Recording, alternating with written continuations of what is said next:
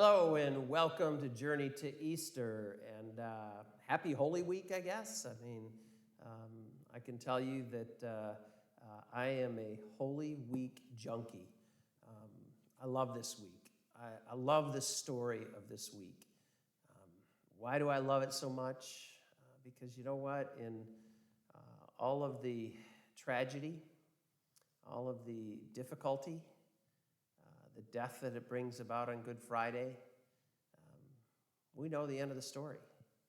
We know about Easter. And that's what makes this week so great.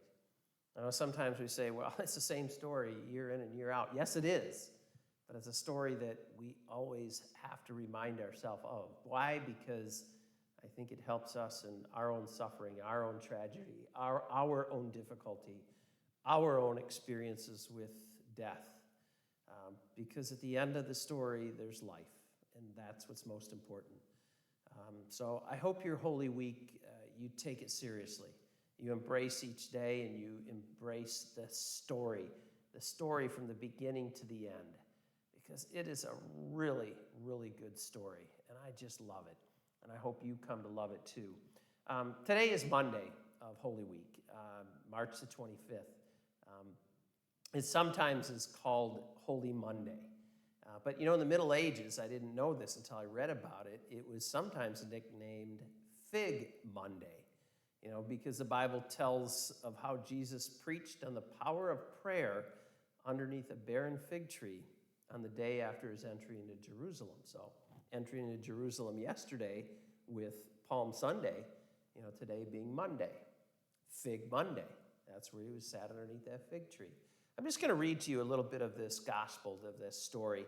It's both in Matthew and Mark, but in chapter 21 of Matthew, it reads, "When he was going back to the city in the morning, he was hungry.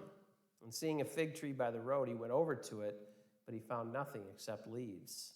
And he said to it, 'May no fruit ever come from this tree again.' And immediately the fig tree withered. When the disciples saw this, they were amazed and said, 'How was it that the fig tree withered immediately?'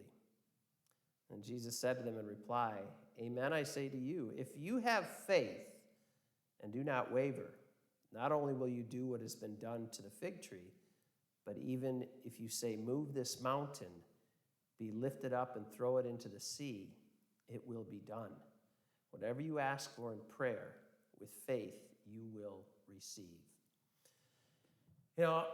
It's a tough story at first because, of course, what does he do? He chastises a fig tree that, had no fruit on it. But he began to teach, his disciples, his friends, and saying, about the power of faith and the power of prayer.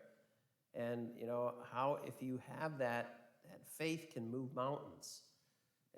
I know some will look at this, especially that last line where it says, whatever you ask in prayer with faith, you'll receive, and they're still waiting. They say, you know what, you didn't give me this miracle, Jesus. You didn't give me the winnings in the lottery, Jesus. I asked for it. You said in prayer, if I ask for it, you will receive. Well, again, I really think it comes to, it's not what we want. It's what Jesus knows we need. I think that's what's important. That's the answer of the prayer. That's the answer that we'll receive. And I can tell you, even in those darkest moments of my own personal life, I always take it to prayer because I need it. But I tell Jesus, you know what? Give me what I need right now, because that is what I know will get me through. And I can tell you, it's never without fail. He gives me what I need. And I think that's what's important. Yes, it's a little bit of hyperbole here where, he says if you tell it to get up and go into the sea, that it'll unplant itself and uproot itself and be thrown into the sea, or there'll be a mountain that'll be moved. Trust me, mountains will be moved in your life. It might not be as you want, but it will be as Jesus knows you need. So always remember that. Prayer is an incredible thing. The story of this week is an incredible thing. But you know what? It's going to get us what we need. Continue your journey to Easter.